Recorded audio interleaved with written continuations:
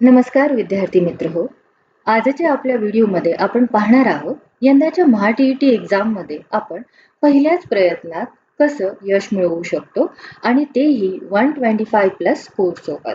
तर आजच्या व्हिडिओचं मुख्य फोकस किंवा लक्ष केंद्रित असणार आहे की उरलेल्या दिवसांचं आपण नियोजन कसं करावं आणि सर्व विषय कव्हर कसे करता येतील ते पण एका सोप्या पद्धतीने.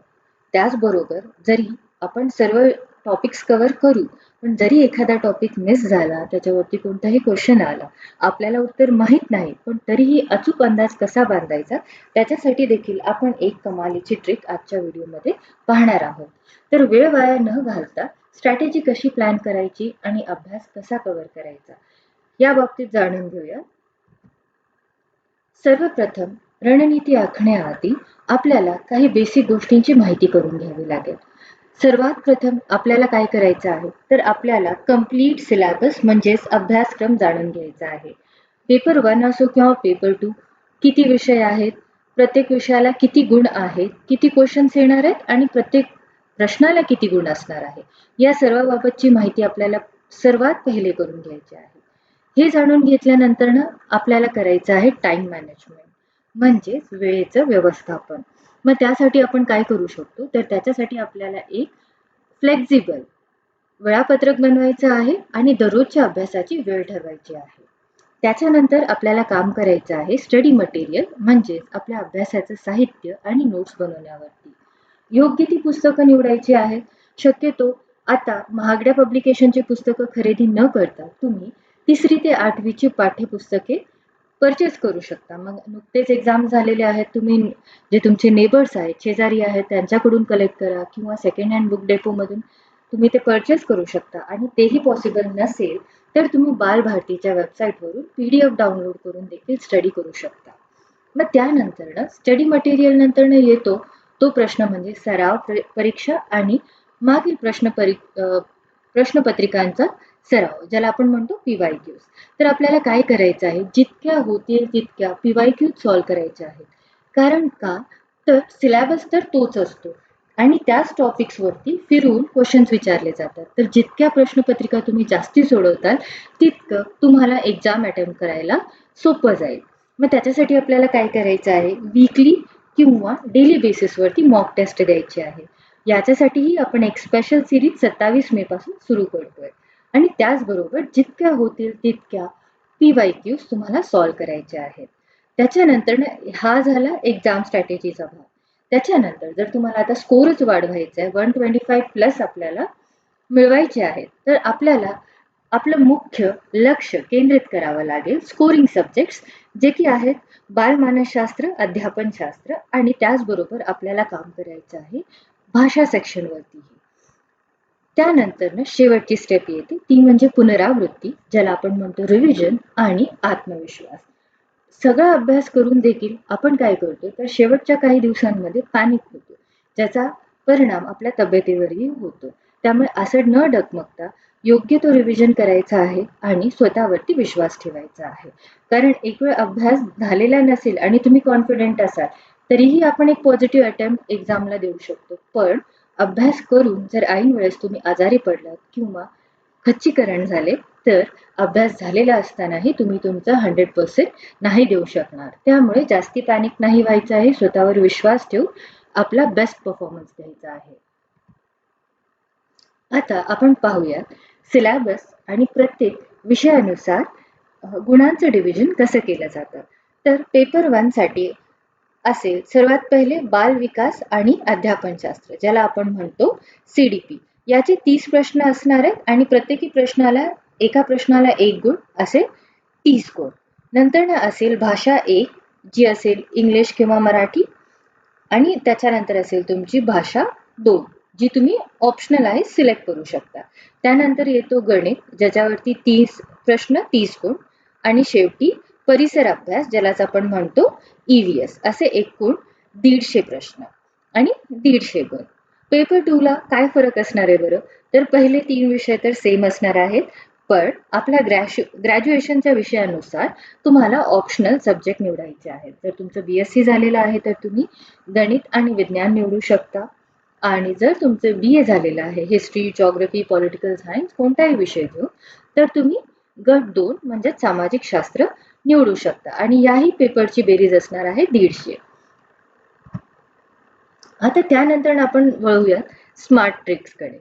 जसं की म्हटलं, आजच्या या व्हिडिओमध्ये आपलं लक्ष असणार आहे 125 प्लस स्कोर करण्यासाठी. तर सर्वप्रथम आपल्याला एक माइंडसेट करायचा आहे. जेव्हा पण तुम्ही पेपर सोडवायला बसाल, तर निगेटिव्ह मार्किंग नाही आहे, जसं इतर कॉम्पिटिटिव्ह परीक्षांमध्ये असते. तर तुमच्या डोक्यावरचं सर्वात मोठं ओझं इथे कमी होतं. निगेटिव्ह मार्किंग नसल्यामुळे तुम्ही प्रत्येक प्रश्न फ्रीली अटेम्प्ट करू शकता.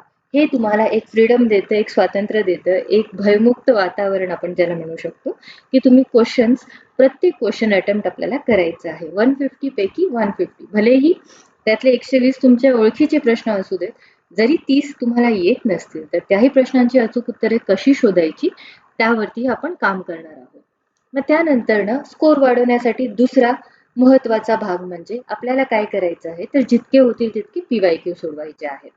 त्यानंतर जे स्कोरिंग विषय आहेत, जसे की CDP आणि भाषा, तर पहा याचे 30 आणि याचे 60 हे गुण आपल्या हातातले आहेत. तर जितकं होतं होईल इथे तुम्हाला CDP साठी, बालमानसशास्त्रासाठी तुम्हाला पॉझिटिव्ह निगेटिव्ह वर्ड स्ट्रॅटेजी खूप मदत करेल अचूक उत्तरं शोधण्यासाठी. आणि भाषेचं काय आहे, तर जितके उतारे तुम्ही सोडवताल आणि ग्रामरचं बेसिक जरी नॉलेज आपल्याला असेल, तर आपण इथे चांगला स्कोर आणू शकतो. आता राहिला प्रश्न स्टडी मटेरियलचा. जसं मी म्हटलं, की आता महागड्या पब्लिकेशनची पुस्तकं घेण्यात काही अर्थ नाहीये. कारण वेळ खूप कमी उरलेला आहे आणि तितका सराव आपण करू शकू की नाही, तर घेऊन असंच ठेवण्यापेक्षा तुम्ही बेटर एक ऑप्शन चूज करू शकता, की तुम्ही बालभारतीच्या वेबसाईटवरून वगैरे 3री ते 8वीची पाठ्यपुस्तके डाउनलोड करा आणि ती सर्व वाचून घ्या. मग त्याच्यानंतर जसं मी म्हटलं, की CDP म्हणजेच अध्यापन शास्त्रासाठी आपल्याकडे काही ट्रिक आहे. तर ती होती पॉझिटिव्ह आणि निगेटिव्ह शब्दांची ट्रिक. तर काय करायचं आहे, कोणत्याही प्रश्नाचं उत्तर शोधताना सपोज तो क्वेश्चन तुमच्यासाठी नवीन आहे, तो तुम्ही कधीही वाचलेला नाही. तर सर्वप्रथम आपल्याला तो क्वेश्चन एकदा दोनदा वाचून घ्यायचा आहे. जसं की इथलं उदाहरण आहे, वर्गखोलीत विद्यार्थ्यांमध्ये अभ्यासाची आवड निर्माण करण्यासाठी शिक्षकाने काय करावे? तर इथे तुम्हाला काय करायचं आहे, तुम्हाला इथे निर्मिती करायची आहे. म्हणजे तुम्ही काहीतरी एक पॉझिटिव्ह ॲक्शन करत आहात, काहीतरी सकारात्मक बदल घडवून आणत आहात. तर याचा अर्थ काय, की जिथे नकारात्मक शब्द येतो असा ऑप्शन तुम्हाला टोटली वगळायचा आहे, बाद करायचा आहे. आता सगळ्यात पहिला ऑप्शन बघा बरं.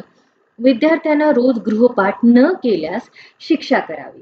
आपल्याला लॉ काय सांगतो, आपल्याला कायदा काय सांगतो, विद्यार्थ्यांना कोणतीही कठोर शिक्षा आपण नाही करू शकत. पहिली स्टेप काय असते, तर विद्यार्थ्याला समज दिली गेली पाहिजे.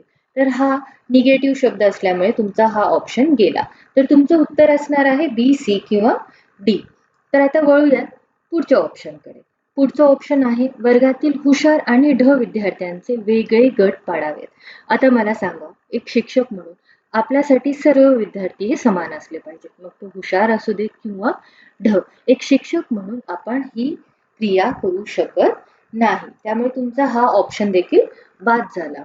बेसिकली हा पॉझिटिव्ह निगेटिव्ह वर्ड स्ट्रॅटेजी काय आहे, तर तुम्हाला त्या सिच्युएशनमध्ये स्वतःला इमॅजिन करायचं आहे आणि तुम्ही त्या मोमेंटला, त्या क्षणी तुम्ही काय डिसिजन घेता किंवा तुमची क्रिया, ॲक्शन काय असेल त्याच्यावरती तुम्हाला उत्तर निवडायचं आहे. आणि हे खूप सोपंही आहे. त्यामुळे CDPतले सगळे मार्क्स तुमच्या हातात आहेत. नेक्स्ट ऑप्शनकडे वळूया. तर हा ऑप्शन आपल्याला सांगतो, की विद्यार्थ्यांना प्रश्न विचारण्यासाठी आपल्याला प्रोत्साहन द्यावे आणि त्यांच्या अनुभवांना आपल्याला प्राधान्य द्यायचं आहे. तर इथे बघा, शिक्षकाची मेन जिम्मेदारी या रोल काय असतो, की त्याने आपल्या विद्यार्थ्यांना प्रोत्साहन द्यायचं आहे. त्याने विद्यार्थ्यांच्या मताला प्राधान्य द्यायचं आहे. सकारात्मक प्रश्न आहे आणि सकारात्मक 2 शब्द इकडे वापरले गेलेले आहेत. तर तुमचं संभाव्य उत्तर हे ऑप्शन C असू शकतं. पण शेवटचा ऑप्शन जोपर्यंत तुम्ही पडताळून पाहत नाही, तोपर्यंत कोणत्याही कन्क्लुजनला यायचं नाही आहे. तर आता ऑप्शन D बघूया. केवळ पाठ्यपुस्तकातील माहिती पाठ करून घ्यावी. तर जसं की जोपर्यंत कोणताही कॉन्सेप्ट विषय आपल्या विद्यार्थ्याला समजत नाही, आपण तोपर्यंत त्याला तो एक्सप्लेन करायचा आहे, तो त्याला समजवायचा आहे, ना की त्याला एखाद्या विशिष्ट पाठांतराच्या मागे लावून तो कॉन्सेप्ट तिथेच एंड करायचा आहे. त्यामुळे इथेही निगेटिव्ह शब्द आल्यामुळे तुमचा डी ऑप्शनही गेला, तर तुमचं उत्तर असणार आहे ऑप्शन सी. तर बघा, हा विषय, हा टॉपिक जरी तुम्ही कधी वाचला नसेल, तरी पण तुम्ही एक स्वतःला त्या सिच्युएशनमध्ये इमॅजिन करून तुम्ही उत्तरं शोधू शकता. तर असंच आणखी एक उदाहरण आपण पाहूयात. तर सर्वात पहिले आपल्याला काय करायचं आहे, प्रश्न वाचूयात. बालकेंद्रित शिक्षणात म्हणजे चाइल्ड सेंटर्ड एज्युकेशनमध्ये कोणती गोष्ट अयोग्य आहे? अयोग्य म्हणजे काय? इथे आला निगेटिव्ह शब्द, नकारात्मक प्रश्न. तर आता पहिले आपण ऑप्शन्स वाचूयात. मुलांना स्वतः शिकण्याची संधी देणे. इथे आला एक सकारात्मक शब्द, जो आहे स्वतः. बघा, आता नकारात्मक प्रश्न असल्यामुळे तुम्हाला सकारात्मक शब्दांना वगळायचं आहे. तर ऑप्शन ए बाद झाला. दुसरं ऑप्शन आहे विद्यार्थ्यांच्या अध्यापनात सक्रिय सहभाग असणे. तर हे आपल्यासाठी एक अचीवमेंट आहे. विद्यार्थी आपल्या लेक्चरमध्ये, आपल्या क्लासमध्ये सहभाग नोंदवत आहेत, तर ही एक सकारात्मक बाब आहे. त्यामुळे ऑप्शन बी देखील आपल्याला वगळायचा आहे. त्यानंतर दुसरं ऑप्शन आहे मुलांच्या जिज्ञासू वृत्तीला वाव देणे, प्रोत्साहन देणे. तर ही क्रिया ही सकारात्मक झाली. तर ऑप्शन सी गेला. तर तुमचा उत्तर असणार आहे ऑप्शन डी, जे सांगतं विद्यार्थ्यांना व्याख्यानाद्वारे नियम पाठांतर करायला लावणे. जसं मी तुम्हाला मागच्याही प्रश्नात सांगितलं होतं की पाठांतर करायला लावणे हा काही पर्याय नाही. समजून सांगणे, जोपर्यंत त्याला ग्रास्प होत नाही, आणि इतक्या सुंदर पद्धतीने एक्सप्लेन करणे की तो स्वतः त्या टॉपिकला व्यक्त करू शकेल, एक्सप्लेन करू शकेल, जे मग ते लेखी स्वरूपात असो किंवा तोंडी स्वरूपामध्ये. तर अशा पद्धतीने तुम्ही पॉझिटिव्ह निगेटिव्ह स्ट्रॅटेजीचा यूज करून अचूक उत्तरापर्यंत किंवा अचूक अंदाज बांधू शकता. त्यानंतर ना CDPचा विषय तर मी सांगितला आणि त्याच्यासाठी येणाऱ्या ट्रिक्सही आपण पाहणारच आहोत. सविस्तर व्हिडिओमध्ये तुम्हाला त्या दोन्ही ट्रिक्स अगदी व्यवस्थित समजून जातील आणि तुमचा स्कोर वाढायलाही तुम्हाला 100% मदत होईल. मग शेवटचा भाग असेल की CDP नंतर आपल्याला काम करायचं आहे आपल्या दोन्ही भाषांवरती.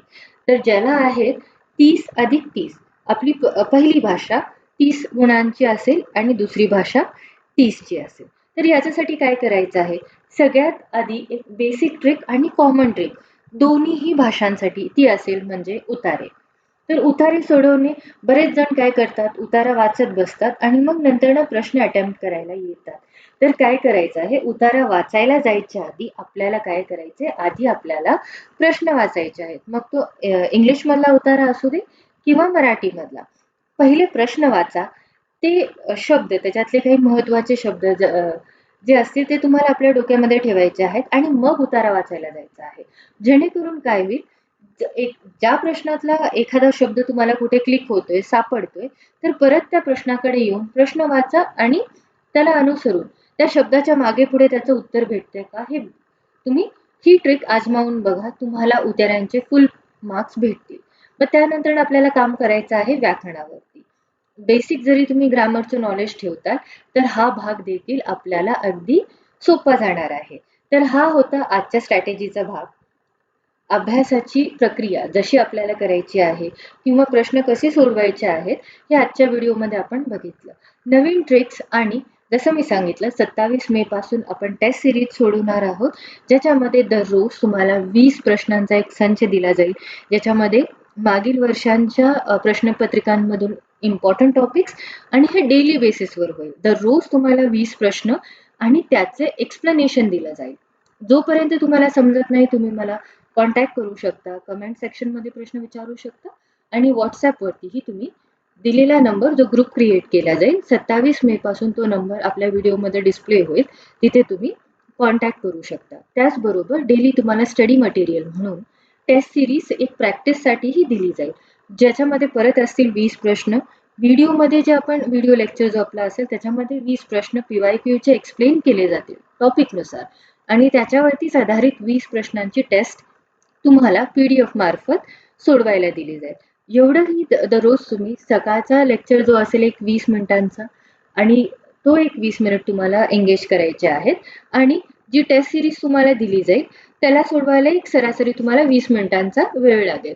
तर हे 40 मिनिट जरी तुम्ही सराव केलं, त्याच्यामध्ये तुमचा मेन PYQs कव्हर होऊन जातील आणि सर्व विषयांवरचे हे सगळ्यात महत्त्वाचं आहे. सर्व विषयांवरचे प्रॅक्टिस क्वेश्चन्स तुमच्याकडनं सॉल्व्ह करून घेतले जाईल, ते पण प्रॉपर एक्सप्लेनेशन सोबत.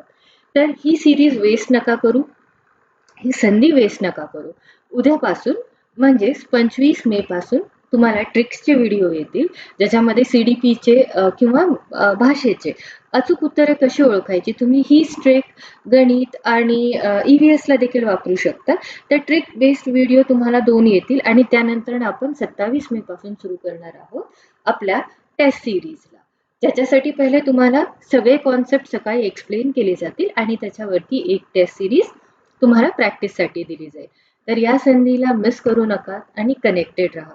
जर व्हिडिओ आवडला असेल तर व्हिडिओला लाईक करा. जर तुम्हाला कुठली क्वेरी असेल, काही समस्या असेल तर ती कॉमेंट सेक्शनमध्ये सांगा. 100% त्याच्यावरती काम केलं जाईल आणि टेस्ट सिरीजसाठी मात्र चॅनलशी कनेक्टेड राहा. धन्यवाद.